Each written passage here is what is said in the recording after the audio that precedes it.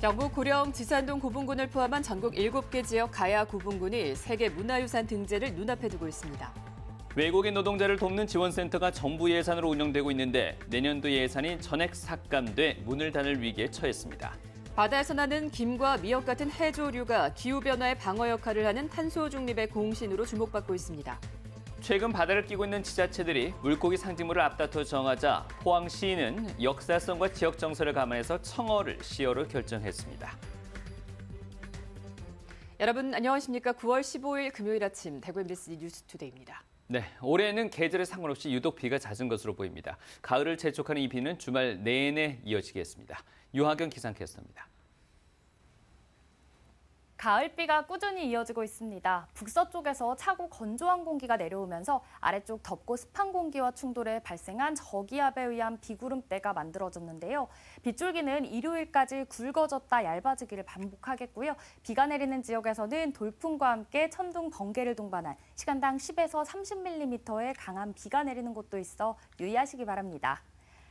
내일까지 대구와 경북에 예상되는 강수량은 20에서 60mm고요. 경북 북부 내륙과 울릉도와 독도 등 많은 곳은 최대 80mm 이상 쏟아지는 곳도 있겠습니다. 오늘 저녁부터 내일 아침 사이에는 소강 상태를 보이는 곳도 많겠습니다.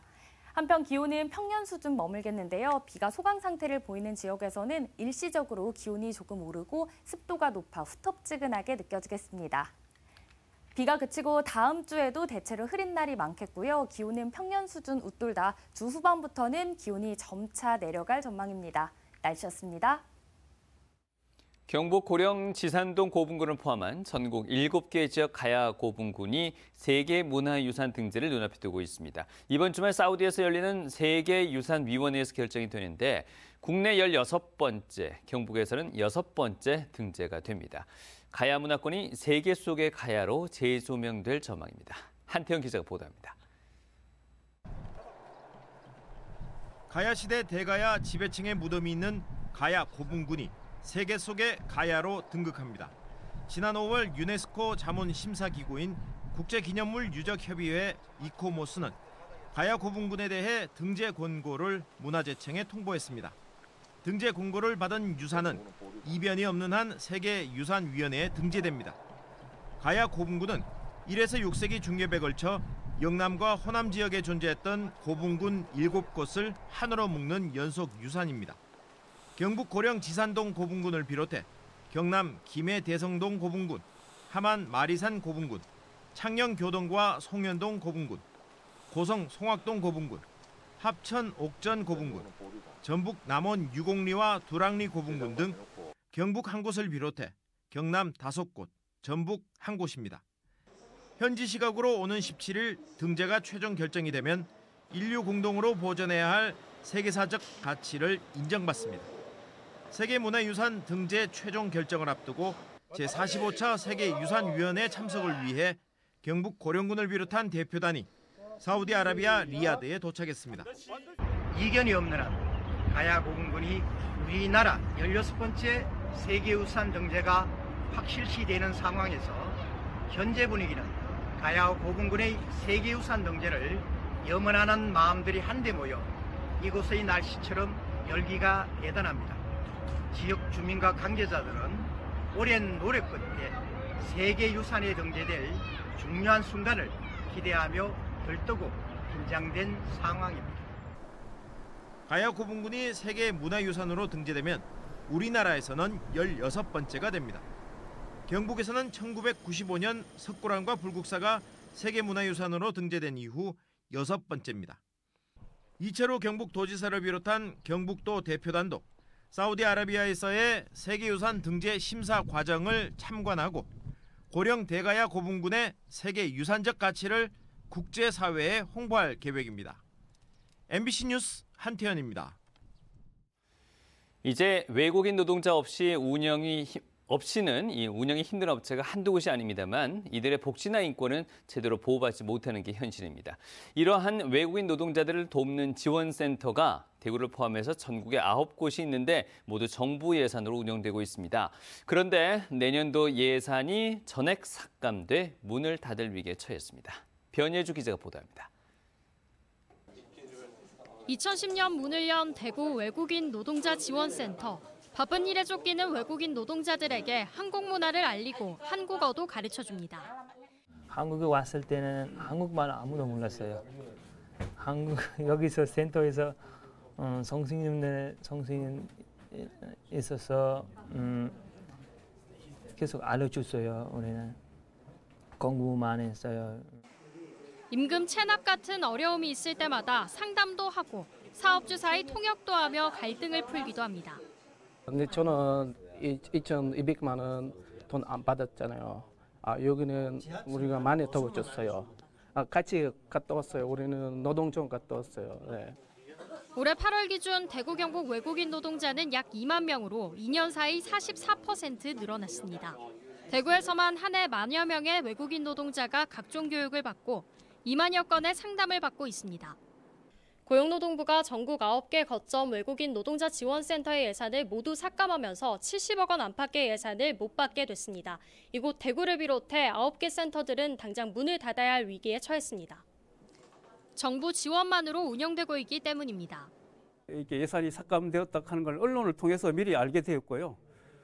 거기 회의석상에 가서 아무런 회의 자료도 없이 일방적으로 예산을 삭감되었다라고 통보를 받았습니다. 가족처럼 의지하던 센터가 문을 닫을 수 있다는 소식에 외국인 노동자들의 불안과 걱정은 커지고 있습니다. 센터에 없어지면은 우리 힘든 문제 있을 때 어디에서 도와줄 수 없어요. 내년부터 센터 예산이 없어지면 고용부 지방고용노동관서에서 외국인 상담, 한국산업인력공단에서 외국인 교육을 담당하게 됩니다. 외국인 노동자의 특화된 지원이 필요한 현실을 무시한 탁상 공론이란 지적을 받습니다. 이렇게 원스톱으로 그 서비스가 다 진행이 돼야 되는데 저희가 없어질 경우에 이 친구들이 또 이렇게 그 기관들을 찾아 전전할 수밖에 없거든요. 일손 부족에 허덕이는 업체에서 주로 일하는 외국인 노동자는 해마다 늘어나고 있습니다. 정부가 산업 현장의 구인난을 덜기 위해 매년 외국 인력 도입을 역대 최대 규모로 늘리겠다고 발표했지만 정작 이들의 권익을 위한 서비스는 뒷걸음질 치고 있습니다. MBC 뉴스 변예주입니다. 블루카본은 해양 생태계, 즉 바다가 흡수해 저장하는 탄소를 말하는데요. 바다에서 나는 김과 미역 같은 해조류가 이 블루카본의 흡수원으로서 주목받고 있습니다. 육상식물만큼이나 이산화탄소를 흡수하고 산소를 발생시키는 역할을 톡톡히 한다는 건데 국제포럼 참석차 대구를 찾은 세계적인 기후학자 카를로스 두아르테 교수를 박재영 기자가 만났습니다. 기후변화에 대비하기 위해 유럽연합은 다음 달부터 탄소가 많이 발생하는 제품에 추가 관세를 부과하는 이른바 탄소 국경세를 시범 도입합니다. 탄소 배출량이 많은 철강 등 수출 효자 품목은 발등에 불이 떨어졌습니다. 탄소 저감, 탄소 중립이 이슈로 떠오르면서 바다가 흡수하는 탄소인 블루카본이 조명받고 있습니다. 2021년 로이터 통신이 선정한 세계에서 가장 영향력 있는 기후과학자 중 한 명인 카를로스 두아르테 교수는 바다에서 해법을 찾고 있습니다. 김과 미역, 다시마, 파래 등의 해조류가 블루카본 흡수원으로서 기후변화의 방어 역할에 주목하고 있습니다. Coastal ecosystems are very important in the fight to climate change, and so far the focus has been on mangrove and seagrass, but now seaweed are increasingly recognized as very important in our fight to climate change. 특히 한국은 삼면이 바다로 둘러싸인 지형적, 문화적 특징으로 해조류를 활용한 탄소 저감에 유리하다고 강조했습니다. Korea is one of the most important seaweed nations in the world because of the extensive shoreline that presents good conditions for seaweed growth, but also culturally recognizing seaweed as important. That recognition of seaweed is new to the Western world, where seaweed are not used culturally. So to be able to push forward the role of seaweed in climate action. 아직 갈 길은 멉니다. 우선 해조류가 기후변화를 총괄하는 국제기구인 IPCC로부터 블루카본 흡수원으로 공식 인증받아야 합니다. 해저 숲이나 해조류 자원 등 서식지를 확대하고 국내 각 부처 및 국가 간 공조도 끌어내야 합니다. I believe Korea should make a definite push in leading the way towards recognizing seaweed in the blue carbon context in the IPCC through two pathways. One through policy action, to increase the acceptance of seaweed solutions in climate action, and second, through increasing research and tracing the flow of carbon from seaweed to natural sinks. 경상북도가 보유한 해조류 자원은 연간 15,000톤 이상의 이산화탄소 흡수 잠재력을 가진 것으로 추정됩니다. 경상북도는 경북대 교수진과 함께 우리나라 해조류 블루카본 연구 교육 정책의 허브 역할을 할 환동의 블루카본 센터 구축을 추진하고 있습니다. MBC 뉴스 박재형입니다. 최근 바다를 끼고 있는 지자체들이 물고기 상징물을 앞다퉈 정하고 있는데 포항시도 청어를 시어로 결정했습니다. 청어가 포항과메기의 원조고 포항에서 가장 많이 잡히고 있다는 상징성 때문입니다. 김기영 기자가 보도합니다. 겨울철 별미, 국민 먹거리로 자리 잡은 과메기의 원조는 청어입니다. 하지만 청어가 귀해지면서 꽁치가 그 자리를 대신하고 있습니다. 그러던 청어의 어획량이 10년 전부터 다시 늘고 있는 데다 포항이 국내 최대 청어 생산지라는 사실이 여러 자료에서 확인되고 있습니다. 세종실록 지리지에 토공, 즉 조정과 왕실에 상납했던 토산물 품목으로 청어를 올린 곳은 영일현과 부산이 유일합니다. 또 올 들어 지난 7월까지 국내 청어 위판량의 47%가 포항 수협과 구룡포 수협을 거쳐갔습니다. 1930년대에 영일만의 청어가 풍부했을 뿐만 아니라 포항역을 통해서 청어의 물산이 60-70%의 전국이 모일 만큼 경제적으로 풍부해서 포항이 업에서 면으로 발전할 수 있는 근거가 되었습니다. 시어 제정의 필요성을 인식한 포항시는 지난해부터 용역에 착수했습니다. 대게와 오징어, 참가자미는 포항에서도 많이 잡히지만 영덕과 울릉, 경주가 선점해 포항시는 이 같은 역사성과 시민 정서를 내포하고 있는 청어를 공식 상징물로 정했습니다. 전국에서 8군데 정도의 시어를 정했는데요. 부산에 고등어라든지 기장에 멸치. 하지만 청어를 전국에 시어를 정하는 우리 포항이 처음입니다. 시민 설문조사에서 문어와 개복치도 순위에 올랐지만 문어는 동해안에서 고루 잡히고 개복치는 사소한 스트레스에도 목숨을 잃어 배제됐습니다.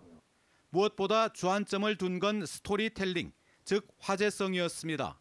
청어가 가지고 있는 역사성과 또 등푸른 생선을 가지고 있는 우수함을 스토리텔링화해서 지역 어민들과 상인들의 소득 증대.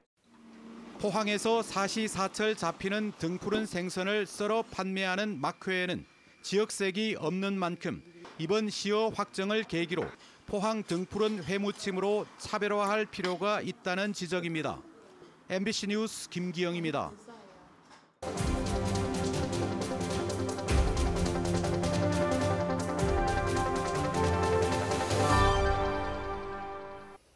수천만 원대 문신용 바늘과 불법 마취 크림을 밀수한 일당이 검거됐습니다. 국내 약품 허용 기준치를 훌쩍 넘은 데다 독성이 5배 강한 위험 성분도 들어있어서 치명적인 부작용을 유발하는 제품이었는데요.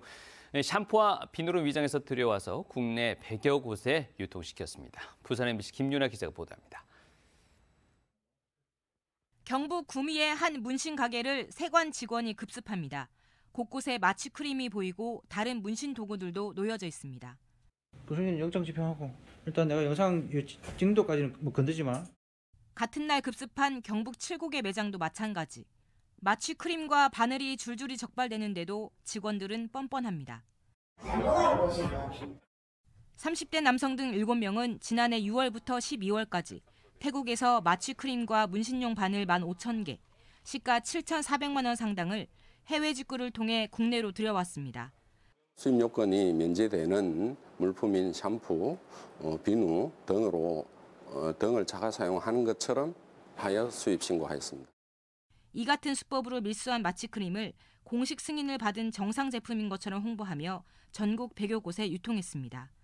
2,000원에 사들인 뒤 7배 가격으로 팔아 단 6개월 만에 5억 원 상당의 부당 이득을 취했고 유튜브 등을 통해 추가 판매하려고 했습니다. 더 큰 문제는 이들이 밀수한 크림이 치명적인 부작용을 유발하는 위험한 제품이었다는 겁니다. 식약처 허가를 받은 제품보다 전체 마취 성분 함량이 1.5배로 기준치를 초과한 데다 마취 효과와 독성이 5배 이상 강해 중추신경계 부작용이 큰 테트라카인 성분이 함유돼 있었습니다. 홍반, 피부 변색, 중추신경계에 치명적인 부작용을 유발하기 때문에 국내에서 마취 용도로 사용되지 않는 물질로 특별히 주의가 필요한 물질로 부산세관은 관세법과 약사법 위반 등의 혐의로 30대 남성 등 모두 7명을 불구속 입건했습니다. MBC 뉴스 김민아입니다. 지난달 서울 관악산 등산로에서 한 여성이 살해되는 사건이 발생하는 등 최근 이상 동기 범죄가 전국에서 잇따르면서 경찰이 치안 활동 강화에 나서고 있습니다. 제주에서는 상대적으로 치안이 취약한 중산간 지역에 헬기를 동원한 공중 순찰이 실시되고 있습니다. 제주 MBC 홍수영 기자가 보도합니다. 하늘에서 내려다본 한라산. 둘레길 일대 공중 순찰에 경찰 헬기가 투입됐습니다. 지난해 89만 명, 올 들어서도 60만 명이 탐방한 코스지만 범위가 워낙 넓어 경찰 인력만으로는 순찰에 한계가 있기 때문입니다. 헬기에서 촬영된 영상은 경찰 112 상황실에 실시간으로 전송돼 지상의 대원들도 함께 감시합니다. 헬기 내에서 1차적으로 모니터를 하고요. 2차적으로 저희 상황실에서 2차적 모니터링해서 이중적으로 해가지고 둘레길 주변이라든지 올레길 주변에 대한 범죄 예방 활동을 지금 하고 있는 겁니다. 한라산 둘레길에 설치된 CCTV는 12개. 주로 갑작스런 호우로 인한 하천 범람 여부를 살피기 위해 하천 주변에 설치됐습니다. 이렇다 보니 CCTV가 없는 산속 깊은 곳은 범죄 대응이 상대적으로 취약할 수밖에 없는데요. 깊은 숲길에는 전기 공급이 어려워서 보안용 카메라를 추가 설치하기도 쉽지 않습니다. 이 때문에 경찰은 순찰에 보유 장비인 헬기와 드론을 투입하고 둘레길 안전사고 예방을 위한 공중방송도 실시하기로 했습니다.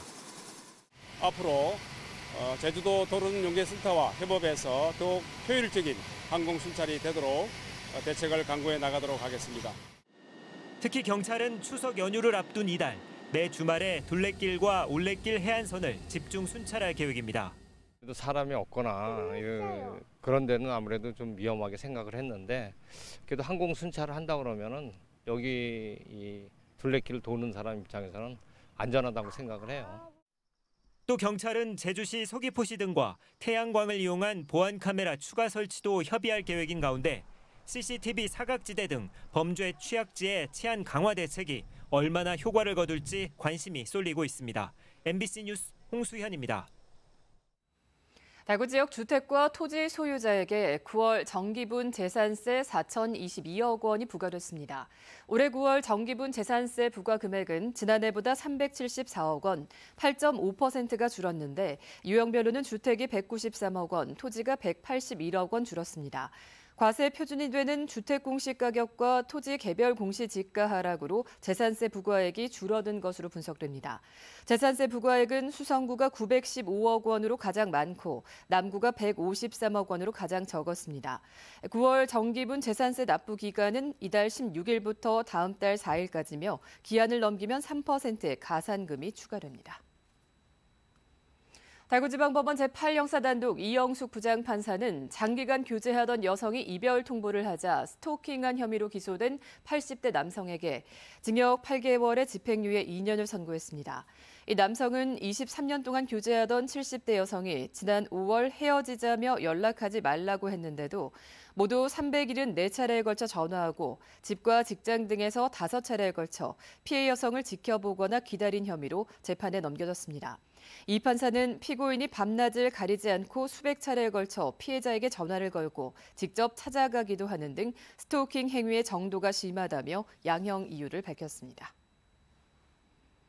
대구의 상업 업무용 빌딩 거래가 늘었지만 경북은 줄었습니다. 빅데이터 AI 기반 부동산 기업인 부동산 플래닛이 국토교통부 실거래가 자료를 기반으로 7월 전국 상업 업무용 빌딩 거래 시장을 분석했더니 대구의 거래 건수는 36건으로 전달보다 9.1% 늘었습니다. 거래 금액도 46.3%가 늘어난 764억 원입니다. 경북의 상업 업무용 빌딩 거래량은 전달보다 12.5% 줄었고 거래 금액도 696억 원으로 6.5% 감소했습니다.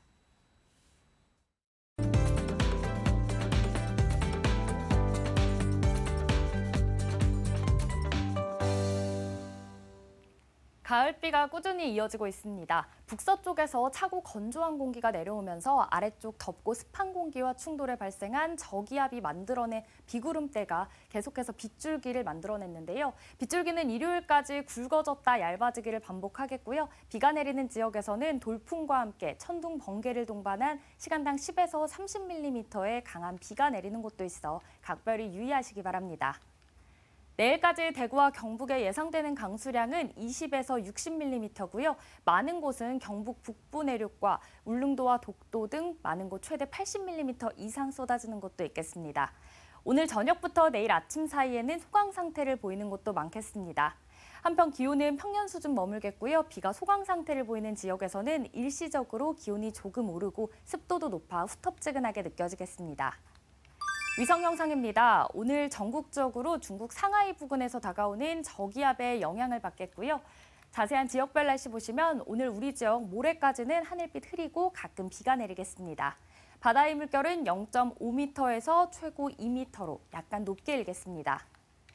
오늘 아침 기온은 어제와 비슷합니다. 현재 대구의 기온은 21도, 영천은 20도로 출발하고요. 낮에는 대구 27도, 영천은 26도 예상됩니다.